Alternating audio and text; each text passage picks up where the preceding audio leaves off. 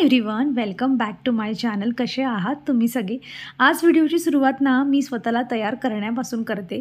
काय होतं ना बघा, म्हणजे मी जर स्वतःला 1.5-2 वर्षापूर्वीचं जर मी स्वतःला बघितलं ना, तर मी तेव्हा अशी होती ना की मी घरी अशी राहायची की एकदम कम्फर्टवाले कपडे, म्हणजे अगदी जुनं टी-शर्ट, जुनी पॅन्ट आणि त्यामध्ये म्हणजे अचानक जर घरी कोणी आलं ना तर मला ओळखणारं नाही असले कपडे तुम्ही म्हणू शकतात. आणि मला माहिती आहे तुमच्यामधून बघणाऱ्या अर्ध्यापेक्षा जास्त बायकांना तशाच राहतात घरी. कारण आपली एक म्हणजे असा विचार असतो आपला की कोण बघतंय, कशाला उगाच चांगला ड्रेस घालायचा, किंवा चांगला काय म्हणजे रोज वापरायचे ड्रेस असतात ना ते सुद्धा आपण घालायला कंटाळा करतो. कारण आपल्या डोक्यात एकच गोष्ट असते की कोण बघणार आहे आपल्याला, घरीच तर राहायचं आहे का, घरातलं कामच तर करायचं आहे.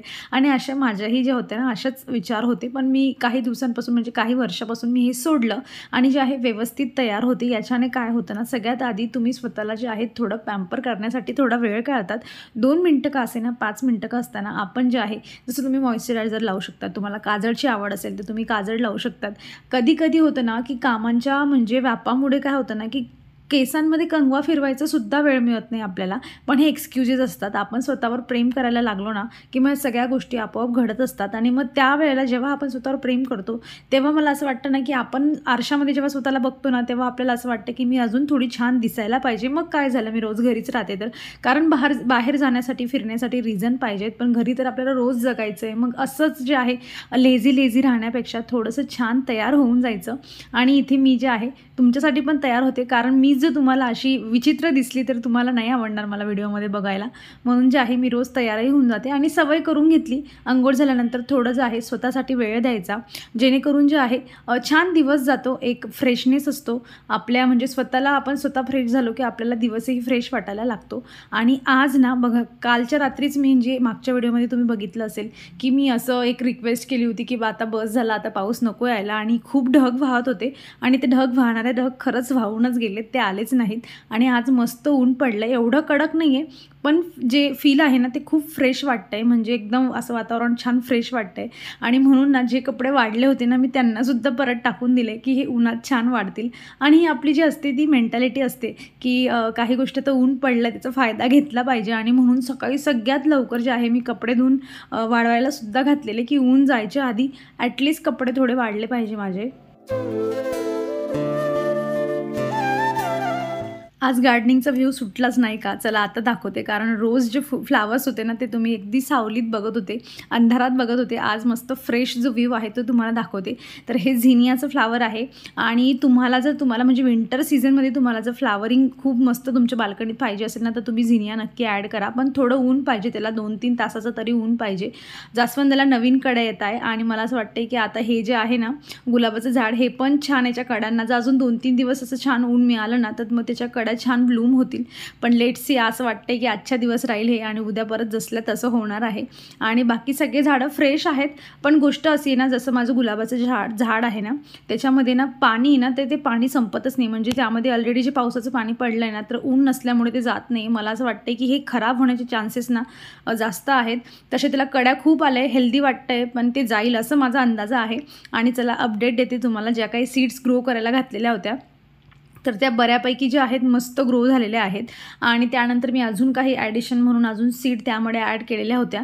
सो त्या पण ज्या आहे त्यांना मी अशा पद्धतीने ॲड केलं होतं. आणि हे जे आहे ना, हे दहलियाचं आहे. तर हे म्हणजे थोडं असं झेंडूसारखंच दिसतं, पण थोडं वेगळं असतं ते. सो ते तर मी 3 दिवसापूर्वीच लावलं आणि इतकं फास्ट त्याने ग्रोथ पकडली ना की काय सांगू तुम्हाला. म्हणजे सगळ्यात पहिले तेच मोठं होतं की काय, असं मला वाटतंय आता. आणि हे सीड्सवर डिपेंड आहे, कारण आपण जिकडून सीड घेतोय त्यातल्या काही सीड फ्रेश राहू शकतात, काही ज्या सीड्स आहेत त्या जुन्याही राहू शकतात. आणि जुन्या सीड झाल्या तर मग त्या जास्त ग्रो करत नाही. आणि हे बघा, त्या आईस ट्रेमध्ये मी जे ग्रो केलं होतं ना, त्यापैकी ना 2 याच्यात छान मस्त जे आहे ना ग्रो झालेलं आहे. आणि आजूबाजूला बघा ते मॉइश्चर लॉक करण्यासाठी हा माझा जुगाड आहे, बाकी काही नाही. कारण हे आता दुसऱ्या ज्या म्हणजे आईस ट्रेमधले बाकीचे जे कप्पे होते ना, त्यामधले 2 छान ग्रो झाले. त्यामुळे मला पूर्ण जे होतं ना ते रॅप करता येत नव्हतं. म्हणून जे आहे ना प्लास्टिकच्या पिशवीचे जे छोटे तुकडे करून मी त्यावर असं वजन ठेवण्याचा प्रयत्न केला, जेणेकरून तिथे जे आहे छान जे आहे गरम होईल आणि ते सीड्स लवकर जर्मिनेट होतील. हे जस्ट मी एक्सपिरियन्स आहे ते करून बघत आहे. आणि अशी अपेक्षा असते की सगळ्या ज्या सीड्स आहे आपलं जर्मिनेशन झालं पाहिजे, त्यांचं छान त्यांचे प्लांट्स बनले पाहिजे आणि खूप फ्लावर्स आले पाहिजे. आणि हे काही जुने लावले होते. हे पिटुनियाचं आहे. पिटुनिया पण खूप छान फ्लावरिंग करतं.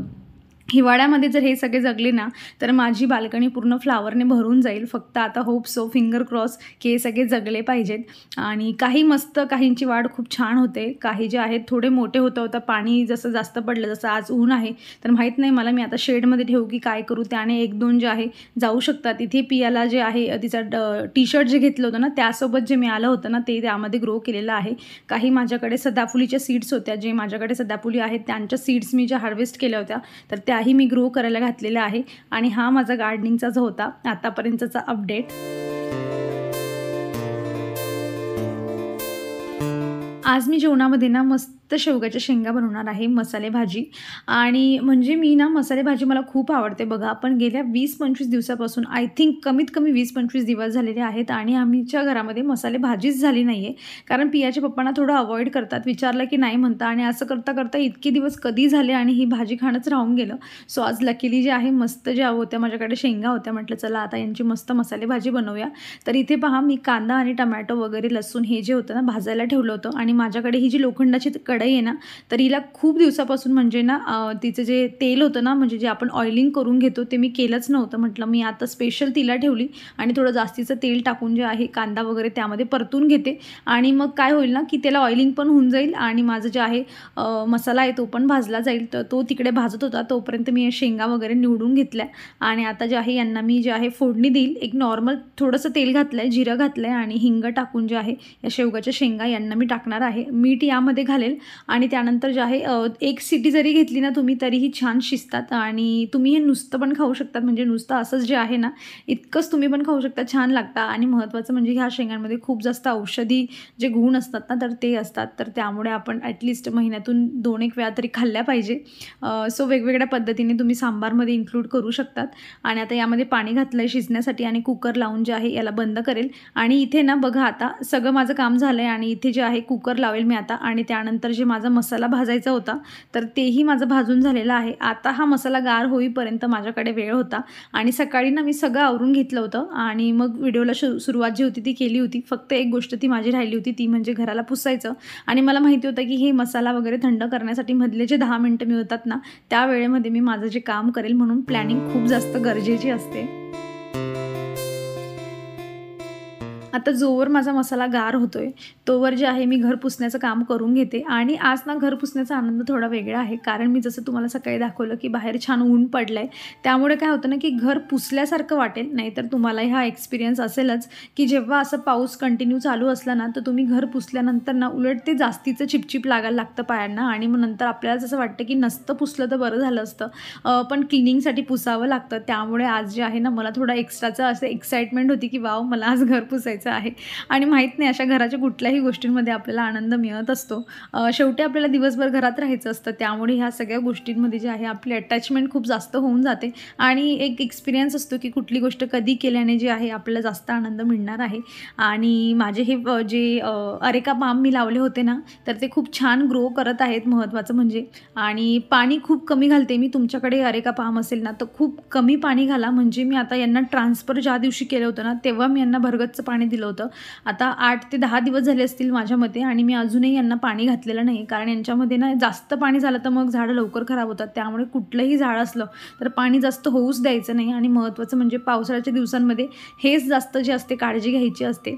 आणि एक छोटासा मागच्या व्हिडिओमध्ये तुमच्यासोबत शेअर केलंच होतं मी, छोटंसं DIY मधून ज्या 2-3 गोष्टी घेतल्या होत्या त्याने एवढा लुक जो आहे तो खरंच खूप फ्रेश वाटतो. आणि तोच मी जो आहे एक लॉंग असा व्ह्यू घेण्याचा प्रयत्न करते की जेणेकरून तुम्हाला दिसेल. आणि हळूहळू काय होतं ना की घर हळूहळू जेव्हा सुंदर होतं ना आपल्या म्हणजे देखरेखीखाली सगळं होत असतं. आणि हळूहळू घर आपलं जसं आपण ग्रो करतो तसं घरही ग्रो करत असतं. आणि ही जी प्रोसेस असते ना हीच खूप जास्त आनंद देणारी असते. चलो बॅक टू वर्क. माझा मसाला गार झालेला होता, सो मी टमॅटोही यामध्ये घातलेला होता, थोडा अर्धाचा टमॅटो घेतला होता मी. आणि आता त्यामध्ये ना तुमच्या आवडीनुसार तिखट, हळद, जिरं वगैरे जे काही घालायचं आहे ते सुके मसाले यामध्ये घालायचे. आणि मी काय करते ना म्हणजे मी खोबऱ्याचं नेहमी तुम्हाला माहीत असेल मी खोबऱ्याचं म्हणजे काप करून छान त्यांना भाजून त्यांचं बारीक पावडर जे आहे अशा पद्धतीने करून ठेवते. आणि खूप बारीक करते म्हणून त्याला जे तेल असतं ना ते सुटलेलं असतं.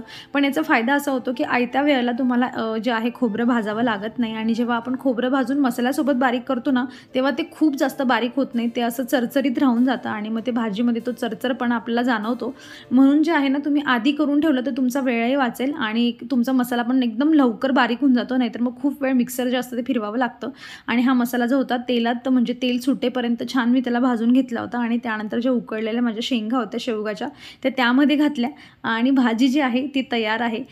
त्या मिडलमध्ये जोवर माझा मसाला भाजला जात होता मी कणिकही मळून घेतलं होतं आणि आता फक्त चपात्या करायच्या आहे आणि एवढं जे आहे पटापट माझा स्वयंपाक झाला.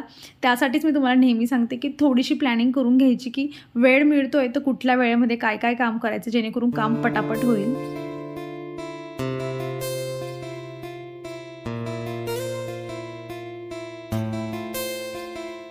कधी 3 वाजता ना हे कळतच नाही आणि हे कार्टून कधी घरी येतं तेही समजत नाही. घर एवढं शांत असतं ना, आता सगळं घरामध्ये चाव-चाव, चाव-चाव सुरू होतं आणि आता तिचं सगळ्यात आधी मला माहिती होतं तिचं लक्ष याच्याकडेच जाणार आहे. कारण मी इथल्या टीव्हीचा ज्या काउंटरवरचं सगळं ना आवरून ठेवलं होतं आणि ती परत पसारा करते, की नाही मला हे इथल्या इथेच पाहिजे आणि मग मला नंतर सापडत नाही आणि तू कशाला आवरलं असं तसं आणि हे मुलांचं असतंच. मला कधी-कधी वाटते, की तिचं स्वतःचं जे आहे आमचा एक जो बेडरूम आहे मी असं घेतानाच विचार केला होता, की हा स्पेशल पियाचा रूम असणार आहे. ती झोपू त्यामध्ये पण तिच्या ज्या गोष्टी आहेत त्या सगळ्या तिथे असतील.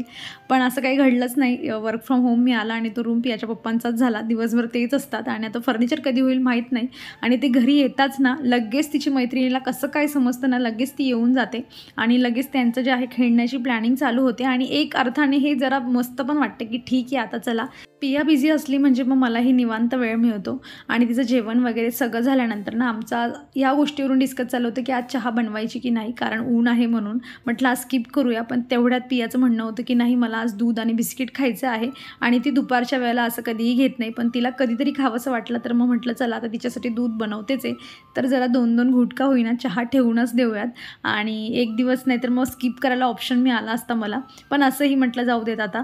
आणि मी जेव्हा कधी तुपाचं असं जेव्हा दाखवते ना व्हिडिओमध्ये तेव्हा मला 1-2 कमेंट्स येतात की तुम्ही दूध कुठलं यूज करता तर आम्ही ना डायरेक्ट आमच्या इथे डेअरीचे जे आहे डेअरीवरूनच आम्ही दूध आणत असतो आणि त्यांचं मग जे काही असतं ते डायरेक्टच असतं. म्हणजे आम्ही मुंबईला असताना ना आम्ही गोकुळचं दूध यूज करायचो आणि त्याची अशी मलाई कधीही यायची नाही. म्हणजे पॅकेटवालं तुम्ही जर दूध यूज केलं ना तर त्याची मलाई येत नाही असं मला वाटतं कारण की आम्ही गोकुळ वारणा आणि अजून 2-4 जे होते ना असे यूज करून पाहिलेले तर त्यांची मलाई यायचीच नाही. फक्त चहासाठी आणि पिण्यासाठी असायचे त्यामुळे माझं मुंबईला कधी तूप बनलंच नाही.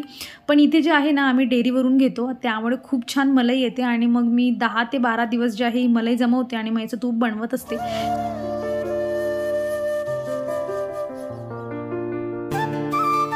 जोवर चहा बनत होती ना म्हटलं तोवर जे आहे कपडे आवरून घ्यावे कारण मग असाच वेळ पटापट चालला जातो. कधी 5-6 आणि लगेच परत सायंकाळची जेवणाची तयारी होऊन जाते आणि वेळच समजतच नाही. म्हणून म्हटलं आता हे 5 मिनटं आहेत तर त्याला काहीतरी उपयोगात आणले पाहिजे. म्हणून म्हटलं चला हे एक काम आहे ते कंप्लीट करून घेऊयात.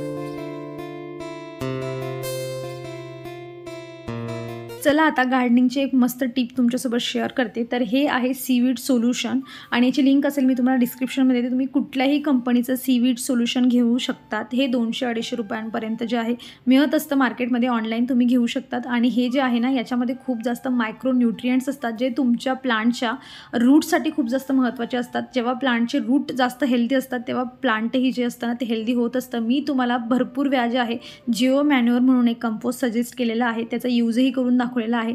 ते कंपोस्टमध्ये ह्या सगळ्या गोष्टी ज्या असतात ना ज्या मी तुम्हाला त्या जिओ मॅन्युअर सोडून दाखवत असते NPK DAP वगैरे वगैरे किंवा हे सीवीड ह्या सगळ्यांचं एक बॅलन्स असं त्यांना मिक्सचर आहे. त्यामुळे तुम्हाला ह्या 4 गोष्टी वेगवेगळ्या प्लांट्समध्ये घालण्याची गरज नाही. तुम्ही ते दिलं की सगळ्यांची जी आहे कमतरता ती पूर्ण करत असतं. तर बघा याला काय करायचं 1 लिटर पाणी घेतलं ना ते 7 ते 8 थेंब जे आहे याचे टाकायचे. पाणी पूर्णपणे काळं होतं. हे तुम्ही स्प्रे बॉटलमध्ये घेऊनही पत्त्यांवर स्प्रे करू शकतात किंवा तुम्ही डायरेक्ट जसं मी रूट्समध्ये डायरेक्ट प्लांटला देते तसंही देऊ शकतात.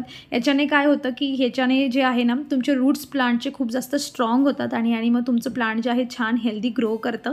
तर तुम्ही हे indoor outdoor flowering fruit hanging plant सगळ्यांना जे आहे महिन्यातून एकदा दिलं ना तरीही चालतं. आणि मी ह्या सगळ्या गोष्टींना हळूहळू करून जमा केलेल्या आहेत. गेल्या 3 वर्षापासून गार्डनिंग करते.